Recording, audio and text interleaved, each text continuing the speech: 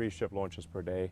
That's 1,000 flights a year. But I think actually more important than the size of Starship is the fact that it is intended to be fully and rapidly reusable. Yeah. So this is the fundamental holy grail breakthrough needed for access to space. To make humanity a true spacefaring civilization, we must have a fully and rapidly reusable rocket. Now we've made some progress in that direction with Falcon 9, where the booster is reusable and the Dragon spacecraft upper portion is reusable, but the second stage is not reusable, and I would say right now I would not say the Falcon booster spacecraft and fairing they're not rapidly reusable. Like, it takes a fair bit of effort, much less effort than the space shuttle took. Yeah. But that was a turnaround every year or so. yeah, exactly. That 4 and it took about a year to turn them around.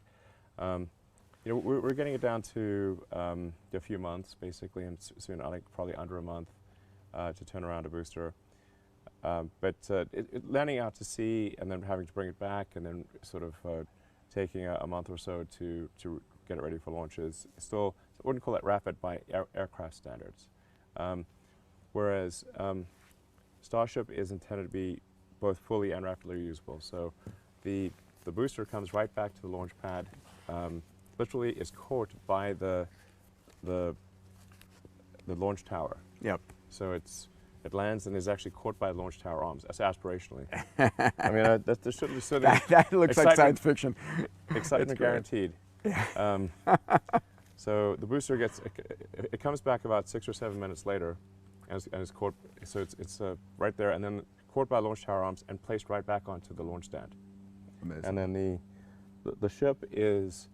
I actually want the ship also to be caught by the launch tower. Now the ship will take. It takes at least 90 minutes to orbit the Earth. Yeah. And we may take more than one. It may take 3 or 4 orbits to get the ground track realigned with the landing zone. Yeah. The landing zone, depending on where you are. Yeah. But the point is that the ship will come back and land right by the tower, and be placed right back on. And so, like a I don't know, a dozen times a day. And the ship. Wow. The ship could be, you know, basically every couple of hours. And that's mostly about reloading propellant and mounting the ship. And then the ship could probably be used, you know, probably in theory, every 3 hours if you can make the ground track match. But certainly every, say, 6 to 9 hours, or call it twice a day for the ship. And we'll make more ships than there are boosters. So, and I think once we have the floating space platforms, we can position them such that the ship can come back in a single orbit. Amazing. So then it could be like, you know, let's say if we can get 3 ship launches per day, that's 1,000 flights a year.